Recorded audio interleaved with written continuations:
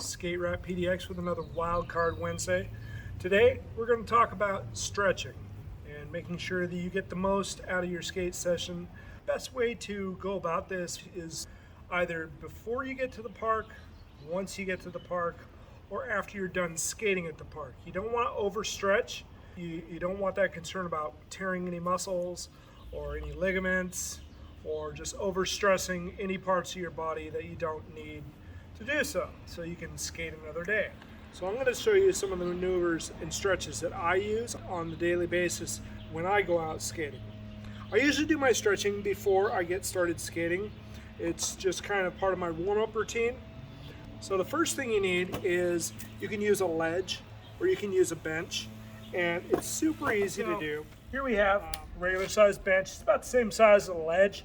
So what we're going to do is we're going to do what's called a couch squat. And what you do is you bring your toe up for the leg that you're going to stretch. I know a lot of people do quad stretches where they take their back and they stretch up like that. Well, the problem with that is when they're doing it, they're usually splitting their knees apart, and that's something that's really dangerous for your meniscus. You don't want to do that. You want to keep your legs together when you're doing those stretches. What I do, and it's super easy to do, is you take your leg and you sit it up back there, and you just come down onto the ground. You can do this in movements, you can do this in motions. You don't have to come all the way down. You can put your leg on your skateboard if this is too much. You can raise the platform to where your knee sits if it's just too intense for you. And what you're going to do is you're going to have this leg at a 90-degree angle, and this leg is down with your toe on the back. As I said, your leg 90 degrees, your knee on the ground, your toe touching the ledge. And what you're going to do is you're going to sit here, and you can come back a little bit. You can straighten your shoulders out. You're going to sit here and you're going to let this quad stretch for at least 30 seconds, at most 60 seconds, or until the burn goes away. The easiest way to tell that is if you relax your leg. Once you relax your leg, you're going to get those muscles stretching the best they can. And you're just going to sit there. You're just going to let it stretch. And once that burn goes away or diminishes quite a bit, then you're going to do the other leg. Just the same. 90 degrees, straight down, toe flat on the ledge. And just sit there. And let it do its thing. It's going to be a little bit sore because odds are you haven't stretched like this ever. The best thing about stretching is that it diminishes injury while skating. Your body goes into this cold for the most part. Even just a little bit of warm-up skating isn't enough to warm up your muscles. So you want to stretch them out as much as possible before or after. Some doctors will say that stretching before is dangerous because your muscles are cold, that they recommend stretching after you've already warmed them up. But you also have to warm them up, which slow routines can get that going. The next step that we're going to do is a calf stretch. I don't do a lot of stretching in my routine just because I'm going to stretch these muscles out and warm them up later on with simple maneuvers like ollies, up and down curbs, slappy grinds, things like that. Things that just kind of warm me up. Riding around, pushing around, things like that. What I like to do though is I like to get the muscles that I know I'm going to be using the most and get them as stretched out as possible and warmed up as possible before I get into anything super heavy. With a calf stretch, what I like to do is I like to take my board, and we're going to come back to this ledge. What you do is you take your board, sit it up against that ledge, take your foot, prop it up against tail or nose, doesn't really matter, and you're going to have your foot at an angle. And you're going to take a step forward. You're going to have this foot straight. This leg is going to be straight. And you're just going to keep that foot there. And you can grab your board for leverage and just kind of stand up straight with this leg. So you're standing up straight with this leg as much as possible. If this hurts too much, take it slow. You can bend your knee a little bit, you know. You don't have to go full throttle into it. Take your time. I've been doing these stretches for a good solid 2 years. You want to do this for 30 seconds, no less than 30 seconds. And you can have your phone on a timer to set it for an actual 30 seconds, which is best. No more than 60 seconds or until the burn has diminished. And you're going to feel that in the back of your calf all the way up your hamstring. Now, obviously, I'm not doing this for 30 seconds, but please make sure that you're doing it for at least 30 seconds to get the benefit of the stretch. And we're going to come in, take a step forward. Kind of lean forward if you can. Lean into that stretch a little bit. The more you lean into it, the more your calf and the hamstrings are going to feel that stretch. Make sure, if it hurts too much, ease back a little bit. You don't want to damage your hamstrings. Believe me, they can be damaged very quickly. So just lean into it. 30 seconds, no less than 30 seconds, no more than 60 seconds, or at least until you feel a diminished burn. It's pretty intense at first. It's taken me a couple of years to get used to it. Once you do get used to it, you'll be able to stand there and just do your thing. Some people might worry about looking kind of weird at a skate park stretching out. It's honestly just something you're just going to have to get past.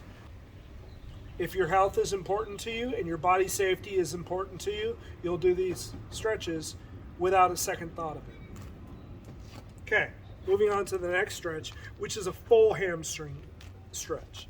What you're going to do is you're going to take your board, and you're going to kind of use it as a weight. You're going to come down as far as you can. Some people can't come down all the way. Some people can. Some people can come all the way down.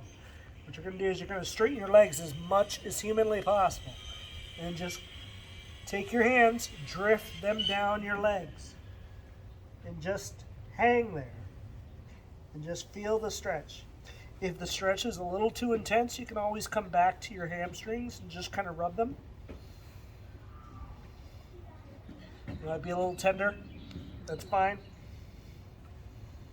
This stretch, depending on your hip flexors, depending on if you start cramping in your hips, depending on a lot of different factors, how much water you've had that day, you might want to take it down to 20 seconds. You might want to take it down to 15 seconds. At max, no more than 60 seconds, please. You don't really need that much of a stretch. If you need that much of a stretch and you feel you need that much of a stretch, get some yoga going, throughout the week. Once a week is a perfect time to do yoga. You can do some Hatha Yoga is what I recommend for people that are starting out. There's a bunch of different types. Hatha is pretty easy. It has poses, and they're pretty basic poses. But yeah, just come down. Let your hands lead the way. Do it slow. Do it slow. Don't do it fast. There's no rush. You'll get to your skating. Another thing about these stretches is that you can do them at home before you even get to the skate park. If you're worried about how you look or what other people are going to think or whatever, just do them at home before you get there. That's perfectly fine and perfectly acceptable. Just make sure that you've stretched out either before you skate or after you skate. One of the last ones that I do is a standing stretch. There's a couple of them actually. So the first one I do is I stretch out my shoulders. And what I'll do is I'll take my first shoulder and I'll bring it forward, kind of cross-lock my arm, and just hold it there. And I'll hold it there for about 20, 25 seconds, 30 seconds max. And your shoulder is one of those that you can strain just by stretching.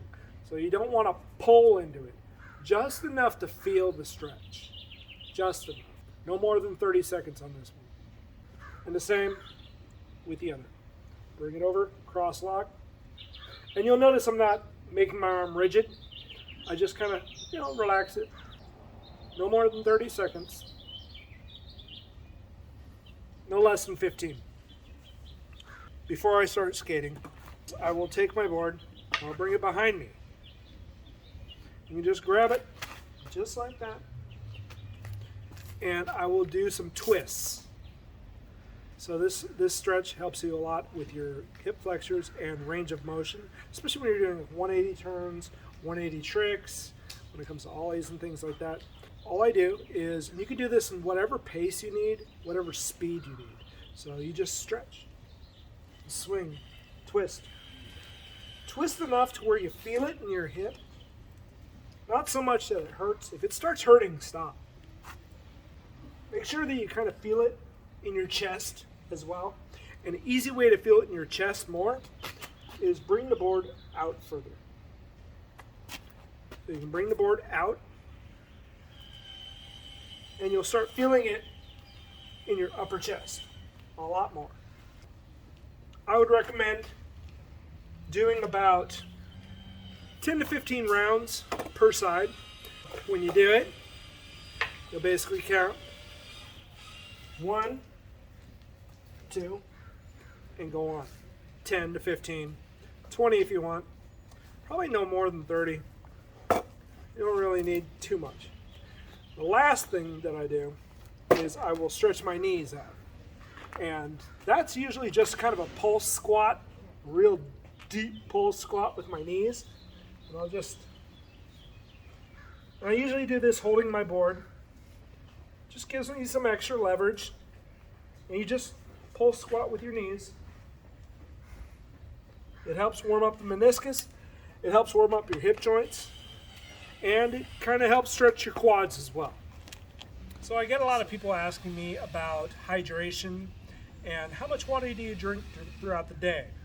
Cold days, hot days, tepid days, whatever. My usual go-to is a 1 gallon jug. You can get these for about $2 at your local store. I usually start out with distilled water and go from there. Tap water is fine. At worst case scenario, I would recommend a 2-liter bottle. You can get them at any store, and it's just enough to get you through the day and keep you hydrated enough to move to the next day. Now, obviously, if you're skating and you're skating hard, you're going to want more water than that because your body is using that water. It's using those fluids to lubricate the joints and the muscles and keep you moving. So make sure that you're drinking at least a gallon of water. Hot, cold days, whatever. When you're skating, you must make sure that you're drinking enough water to keep your body lubricated to make the moves that you want to make in skateboarding. Another thing people ask me about is massage equipment. What did we bring with us? Do you have any that you recommend? I have bought these. Sometimes I bring them on trips. Sometimes I don't. They're okay. This one's a hard roller. And, you use it for, rolling out your calves or rolling out your quads. They're okay. They're not necessary, to be perfectly honest. If you stretch and you lubricate your joints enough, you're not going to need a roller like this. But, it's not the worst thing in the world to have. I wouldn't say don't buy one. For home use, when you just want to roll out your legs, by all means, pick them up. They're nice. I think I got that off of Amazon. I'll try and post a link in the description. Another piece of equipment that I have picked up over time and use on occasion is this little ball. It's a little spiky ball. And basically what it helps with is plantar fasciitis, Achilles tendonitis, sore heel, bruised heels, and just massaging your foot in general. A lot of skaters kind of miss massaging feet and taking care of their feet even though they're on them all the time, and your feet are definitely something that you want to take care of a lot. So I will post a link to this in the description, and you can pick one up or not. It's all up to you. One of the things that I did not bring today that I would recommend picking up just to have on hand at home in your own little home gym is a foam roller. Medium to firm, I recommend. Especially if you can't afford a masseuse, they're great things to have, and you can do it yourself, and you can roll out your muscles in less than a half hour. I'm going to wrap it up for today. I'm going to get some skating in. If you have any questions, comments, or concerns, please feel free to leave them in the comments down below. If you have anything that you want me to review, discuss, any topics that you want me to touch on, by all means, leave them in the comments below. And don't forget to tune in this Saturday for our skate rat spot check. And I look forward to seeing you. And don't forget to skate.